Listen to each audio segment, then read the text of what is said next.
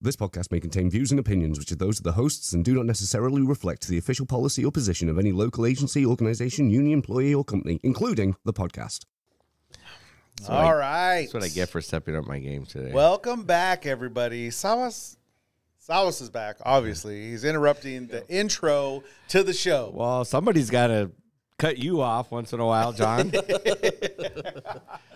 Oh, but welcome back, guys. We appreciate you guys, of course, every week tuning in. Thank you for your subscribes. Please like, share, subscribe. We'll say that a couple times during the show. But thank you guys for tuning in. Thank you for being involved in union business, in Teamster business, and more specifically in 952 business. We're doing this show just in case it's your first time. I know we get new viewers all the time. If it's your first time, we're just a podcast. We are 952 members, Teamsters.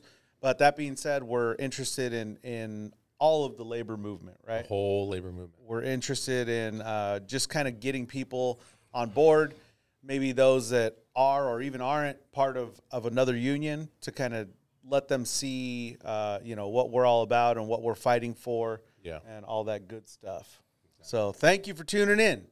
And without further ado, I know you already seen him, but we have a guest for the week. What's up, everybody? Andrew Westman. Happy to be on. What's up, bro? Thanks for having me. Yeah, of thanks course, for being brother. on. Thank you for coming in.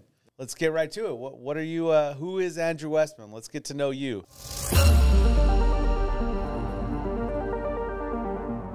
I am a shop steward in college. I've been a shop steward for about 4 years now. College Center, Anaheim building. for UPS. There you go. There you go. It's a lot of people, bro. It's not just UPS drivers. So you work at UPS. You're a shop steward in College Center. How long you worked for UPS? How long you been a Teamster? I've been an employee for 5 years, a Teamster for 5 years, and a shop steward for 4 years. So I jumped right in.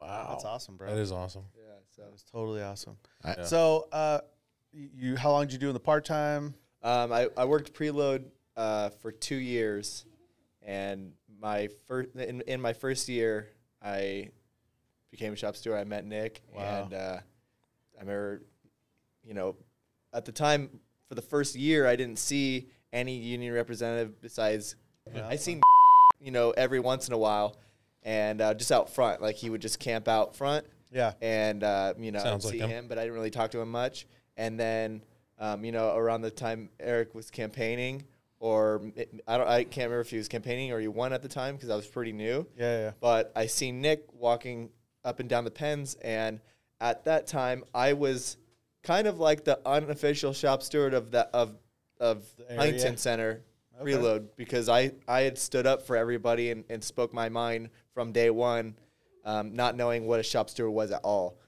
And then I met Nick, and he was walking up and down the pens, and I kind of gave him the 411 on how it was running out there. And I got his number, and pretty quickly he hit me up, said, "Hey, you want to be a shop steward out there?" And I said, "Yeah, I'm down." Nice. So you've been driving? How long you been driving for? 3 years. 3 years. Wow, dude. 5 years and 3 years driving. Yes, sir. It only took me 10 years to go full-time driving. But that's awesome, dude. Congratulations. What do you think? I guess, we'll talk about, stories, and you said you got some stories for us. So we do love story time. I had met Eric before I met Nick. So I driver helped Eric my first peak. Oh, you were Eric's driver helper? Yeah, so I was Eric's driver helper for the first. Wow. I driver helped before I was an employee, seasonal. I driver helped my boy Alex. Okay. Shout out to Alex. And then I driver helped Eric the next year.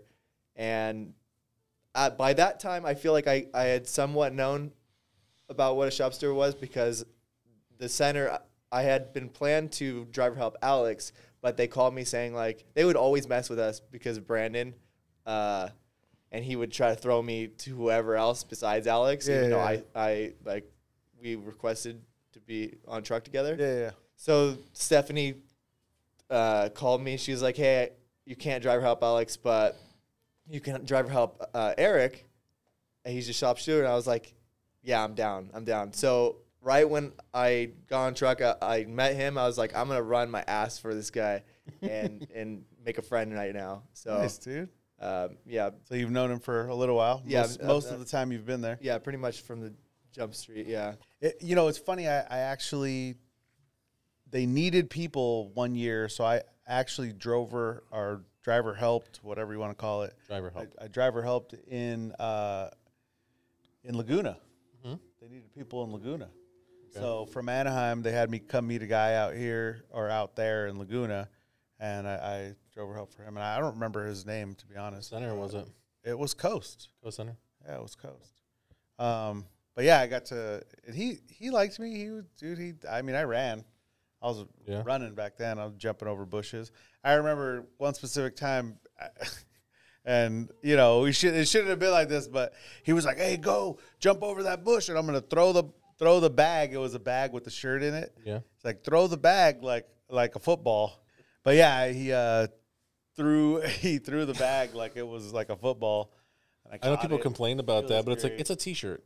Yeah, it was a T-shirt in the bag. It wasn't anything crazy. Did I break your T-shirt? Yeah. So, but yeah, he threw the bag, and I remember I jumped over a bush, and it was a good time. I like driver helping. Obviously, you were a runner for Eric. Yeah. I sprinted every stop. Yeah, that was me. And we don't recommend this to anybody. No, not at all. I was really. But your knees were fresh. Yeah. I was like 22. Yeah. I kind of wanted. I mean, it brought up something in my head. Like, so what's it like being, like a union guy and having a family? Like, what is that? How does it affect your home life? Yeah, how does it affect your home life? What are the benefits to you that you see? You know what I mean? Well, I'll start off by saying I think it makes it even more important for me, like having kids, knowing that I have to provide for them, and I'm, I have to make sure they have a good future. I think that makes the stakes higher and everything. Yeah. So that's why I'm so passionate about it. And I even care about other people's families. I want the guys to provide for their families just as much as I want to provide for mine. I want to see other guys winning. Winning. Getting the house.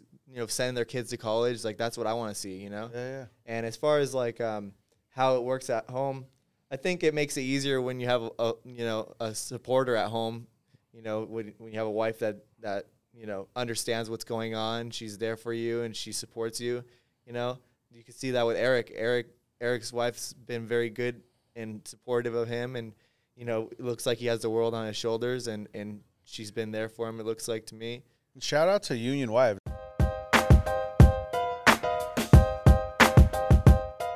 I know that's a tough. We've said that a few times on the show with the wives. Yeah, it's tough. Yeah. I mean, you got to deal with a lot of being a laborer, a lot of us not being there, being part of the labor movement. Not just there's steps to it. Like you're in the union, you're a laborer, and then maybe you become a shop steward, and that's more responsibility, more time. Then maybe you do something else, and organizing, or just being involved. Period. It's a lot. It's a lot. And it was a lot for Wes because I know him coming in. It was him being young. There was a lot going on in that building. There was a lot of fire in that building, and he stood up for himself and backed up what he believed in. Well, Andrew, I know you got a hard cut here pretty soon. We're probably going to continue the show, but we appreciate you coming, brother. Yeah, thank you. And hopefully we have you on for a full episode soon. Would love to definitely get you on again for a full episode. Yes, sir. I appreciate you guys. I appreciate Sabas, you. Appreciate you, brother. And I look forward to coming on and getting more done.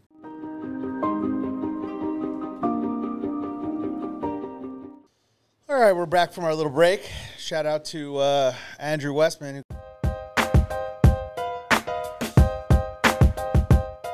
came down, just popped in, just to kind of not really be an official guest at first, but it happened, and his he had a little was bit of time around before his before his event. Prior engagements. Yeah. But that being said, one of the things he brought up, I kind of wanted to touch on, which was involvement, right? And we talked about that and changing culture and stuff. Yeah. And we have had some events as of late. I know we had like practice picketing, and it's been going on around the country for UPS. Yeah, you can see that all over the place. Yeah. Now's the time, in my opinion, right? In my opinion, now's the time. If there was anything to ever get a UPSer involved, it should be now. This contract and this contract fight, more specifically. There's so much going on, Yeah. get yourself involved. It's important. Yeah. One of the things I actually wanted to touch on was strike readiness. I know we've gotten a lot of not heat, but questions, comments about telling people about being strike ready. So, Sawas, what does being strike ready mean to you? Well, obviously, it's going to be us going in there and giving them the guidelines and how to go out there and picket for one, and how they would be compensated from the IBT strike fund. Yeah. But being ready is also making the time and take some shifts, because I'm sure once we get clear direction on how we're going to do it, if we do go on strike, the time frames that we need you out there, you know. So being strike ready is also what we've been talking about for the last, 6-7 months, is hopefully you guys have made arrangements, whether it's through your vacation time or saving a little bit of money, those kind of things. Being ready, you got to know that, you're only going to be making, mentally, that you're only going to be making X amount of dollars, 5 times your rate with the IBT for your union 5 times dues. your dues. Yeah, 5 times your dues. 5 times your dues a week. I know we've I was gotten like, a I'll lot take of, 5 times my rate. gotten a lot of questions about that. 5 times your dues a week Right. is what you get paid through the IBT strike fund. Yeah. That's something. Look, we'll address it now. I mean, Unless your local has a strike fund. he saying. took the words out of my mouth. But that's one thing we'll address. And at the end of the day, we did have here at 952, we did have the strike fund resolution vote. Apart from, I know everyone got it confused with strike authorization for UPS. Yeah. That was not what the vote was for. This vote was a strike fund for 952. Other locals have strike funds. Some locals do. Some locals don't. Some members that actually came from a local that had a strike fund proposed this strike fund. They motioned it during a meeting. It was seconded and voted, and the membership that was there had voted yes. So the local put together a resolution. Which the language they borrowed from other strike funds. It wasn't language they made up themselves, even though there was a lot of rumors going around. At the end of the day, it wasn't something that was, the administration benefited from. To be honest, it was something that the members would have benefited from. So not only would you get 5 times your dues a week from the IBT, but you would have gotten more from your local. Now, what exactly that was, I think that was gone through in the resolution. Yeah, that all. And that's it was somewhere in the neighborhood of $300 to $400 a week. Yeah. At I think 2 years or 3 years. So 3, I think. That being said, it did get voted down, which is fine. I mean, it was, to us, it was just kind of extra work. It was, the members spoke like any other election. For sure. So, yeah, what are we going to say? That's fine. Yeah, Not much to say about it. There's not much to say about it. The members didn't want it and didn't go through, and that's fine. Yeah. So that being said, you would get your 5 times your dues. Like Sawa said, being ready for a strike, you should be ready every contract, right? Every contract. I mean, that means having some money saved up, like you said, getting yourself informed and involved. And I know that's like one of the number one complaints that I get is, hey, we don't know what's going on. And I tell people, well, I'll give you an update for sure, but have you downloaded the app? Mm-hmm. Have you, listened to any of the webinars that Sean has given? Or come to the meetings. Come to the meetings. Have you done anything to inform yourself? I think a lot of people want things spoon-fed to them. They do. Unfortunately. Yeah.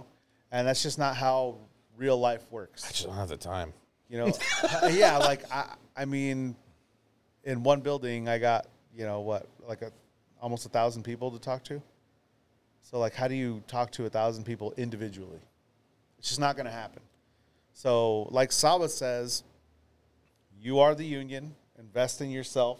And what does that mean? Invest the time to get informed. Yeah. Invest that time. Even this, watching this show is a small investment of time. Yeah. And actually we could Takes probably. an hour or so. Takes about an hour or so. So, I mean, it's important, but that's kind of one of the things I wanted to touch on today is just what is it to be ready for a strike? What happens if we strike? I know we've talked about healthcare, right? Yeah. We talked about healthcare and what happens. Yeah. So what happens, Sawas? Well, I know that you and Norma here at the local sat and talked to a politician in regards, and I don't know the bills. AB 2530. Yeah, AB 2530. It was, I believe, implemented July 1st. And the fact that any striking worker will be able to sign up for the Covered California? premium plan under California Yeah. Care. Yeah, covered California. So Covered basically, California. you know, what we're trying to get at is if you are a striking worker, at least at UPS, right, your insurance is based on a punch, like you punch in at least once a week. So, you know, if we do end up going on strike, it would be August 1st. Our contract expires July 31st. We would technically, if we end up going on strike, we would go on strike August 1st. And, you know, August 1st at 12 a.m. Yeah, 12 a.m. 12:01 a.m., whatever you want to call it. You would walk off the job. That's a Tuesday. You would have insurance through Saturday because that would be the punch that you needed for the week. After that, you would have to call Covered California under this new bill, AB 2530, and you would, like Sawa said, you would be entitled to the Cadillac healthcare plan at the highest government subsidy available. Is that really what it's called? The Cadillac plan? Yeah, the Cadillac Baller. healthcare plan. I love it. Yeah, so, you know, that being said, California did something nice for us here, at least. I know, you know, you might want to check your state if you have anything. I'm not sure. I know other states have different plans. Some are still on a month punch, right? You punch in Once and you get for the whole within month. the month, and you get your insurance for the whole month. So that's nice. That's pretty nice. That isn't afforded to us here in Southern California. We're kind of on the week punch. It's not fun, but hey, we do what we got to do. But California did offer us a little bit of help there. That's nice. Finally, we get some help from California. Well, I mean, they take all that money. I figure They take all the money. They might as well give a little bit back. Yeah, got to do something with it. But anyways, is there anything else you want to touch on strike-wise or get No, ready? just that, you know, John and myself, and along with the stewards, will be giving you an update here soon in regards to the close date of the 31st. And if we do go on strike, we'll be in the building, and we'll have our meetings in the preload and the twilights, and for the drivers, obviously. So just make sure that you show up to those meetings, and we'll keep you guys updated. I mean, because right now we don't even know. So. Yeah.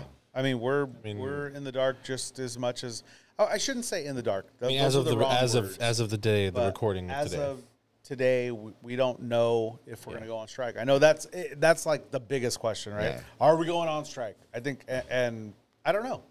No idea. If UPS wants to put us on strike, I think that's what's going to happen.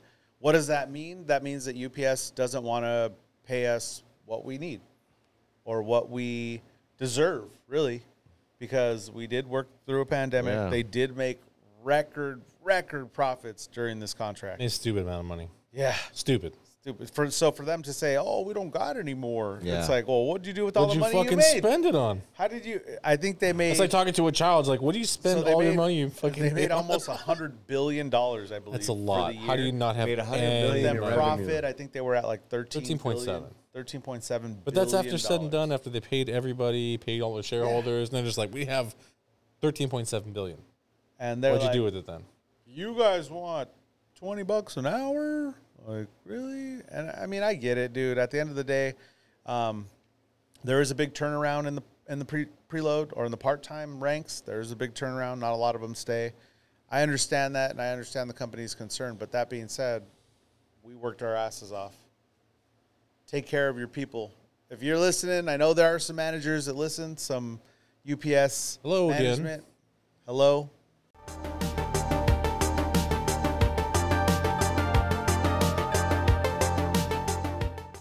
I know there's some CVS management that listens to. Get it together, man. You guys made a lot of money. We deserve a little bit. I don't think that's a. I don't think it's unfair. No one's asking for an $80 raise. Hey, Carol, get your shit together.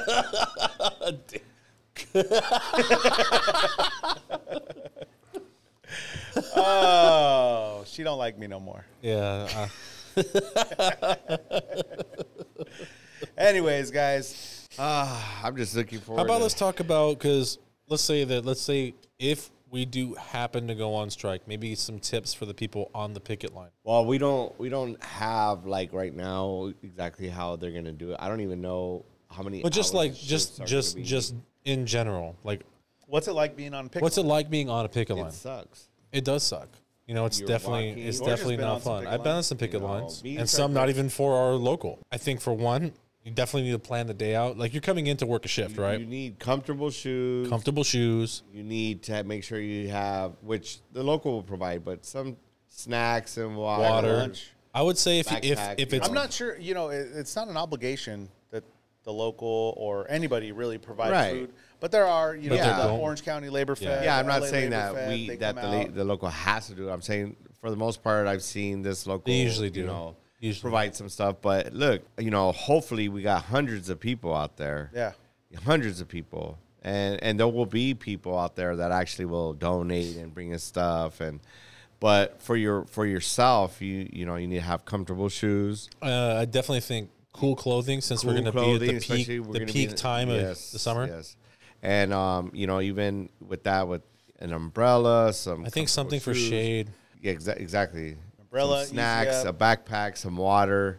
Beer. That's definitely what I'm bringing. No beers. No beers. I'm bringing a cooler full of water for all my members, and then I have an easy up I'm going to bring.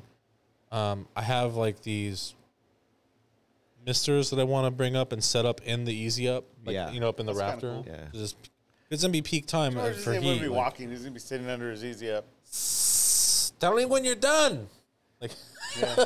Hey, you just did that noise, and I remembered the valve. the valve. Thomas is the valve. Remember the valve? No, I don't remember the valve. That was like You when were we the release first. valve. Yeah, That you were was the. stupid. That was, That was like Thomas say was the stupid release again. That was great. that was stupid. Like I said, I'll get paid for this nonsense. Then they wonder why I'm on my phone all the time. Oh my gosh! Hey, last time when he called you out on the show, and he went doo-doo, and he put the little I arrow, know. I was like, yeah, that's right. We're gonna need That's that. right, Thomas. We're gonna Have have your that phone. arrow on Gary Brockett, but he's gonna be sitting over there now, right? He's gonna be our assistant to the assistant. Yeah, technical engineering. We're gonna give him that. Well, we're gonna let him have that title. Now he's an engineer. Yeah, technical Damn. engineer. You're like, that doesn't mean he's in technology. That No, just no, no. means he's technically an Yeah, engineer. technically engineering. Technically, yeah. Oh gosh. Oh, So good stuff. Good stuff. good. Well, Salas, why don't you close us out with a message to the membership about involvement and being informed? Involvement is, you know, it's the small little things when we're out there having these meetings or these practice picket lines. You know, come out, make sure you're there. That's the involvement part. What was the other part? Being informed. Being informed. So hopefully all of you have downloaded the app. You're making phone calls to your stewards, and when you see us in the building, you talk to us. We always stop and give you guys what we can give you, and where we're at. So those two things, you know, get on board and just know, like George said, if there's any time for you to get involved, it's right now. It's right now. We got the day of this recording. We have 17 days. Today is Oh yeah, it is 16. 15 days. yeah, 15 days. 15 Yeah, days. the recording of this day is the 16th. So Yeah, 15 days. So 15 days. you know, just be also mentally prepared, you know, and ask those questions. So that's all I got to say about that. Well, we appreciate that, Salas. Well, you know, go fuck yourself, John. Jesus Christ. What's up with the Well, hostility? He's mean, not we haven't Gary. said it- We haven't said it the whole time, but I think George has something to say. No, he doesn't. Wait. George, I already know what you're going to say. Okay. Fuck Gary Brockett. And I'm sure he's at home saying, fuck Salas. Fuck Salas. Yeah. I need to get an image of both of you pointing at each other. Fuck you. You're on notice, Gary. You're on notice, Gary. Thank you guys tuning in every week. Appreciate you. You know, we're here for you guys. So questions, comments, like, subscribe, share, all that stuff. All that good stuff. Email us at ocst.000@gmail.com. Put whatever you want in there. Questions about the strike, questions about, you know, like your local or your barn, anything. Also, follow us on Instagram, ocst.952. We're going to start doing a lot more live events. Like, I want to do more live events. I'm in the works with getting something to going with about the tattoo thing. Oh, if you follow us on Instagram, you saw the beer that Alex Ramirez is brewing. that's coming up soon. Oh, And the tattooing. Yeah, the tattooing stuff. We're going to have a tattoo artist up here. Yeah. And I'm thinking about maybe like doing like a tattoo, like a party, like a session. Yeah. Maybe get a couple tattoo artists up here, and then we'll just like make a small event out of it. You two guys, we should hit up, what's his name? Well, we can definitely get somebody over here. I mean, maybe Just come up and we'll do it for like 4 or 5 hours, you know, and just or 7 hours. you know, we're all day. Yeah. I don't know. Let's see. All right. See how I feel. I look forward to that challenge. I'm down. I've sat through 7 hours. No, I'm not talking about. I'm talking about any member out there that wants to come on the show and get a Teamster tattoo. You're gonna pay for it? Wow, is that what I said right now? I think that's what he said. I think that's what he said. He said. Oh man, are we doing another giveaway? It could be. Okay. Oh, Teamster tattoo giveaway. Yeah, that giveaway. sounds like a good one. A Teamster I hope you guys know tattoo this is giveaway. we're just brainstorming, but that's freaking that is a pretty good idea. Yeah, I think. And whoever wants to get one, I'll get one with you. But I'm not paying for I that one. I can't wait. I'm not paying I'll for that pay one. for my own. Yeah. Pay for your I'll own. also pay for the We'll other. get his. He can get his redone. So right. I know. Oh no, it's on the head because the sun is on it. But Yeah. No. It'll outshine the rest of your tattoos that are fading up there. yeah. So yeah, I look forward to that. Sounds like a good challenge. All right. Well, thanks again, guys. Appreciate you for tuning in every week. Yeah, we'll see you next week. See you next week.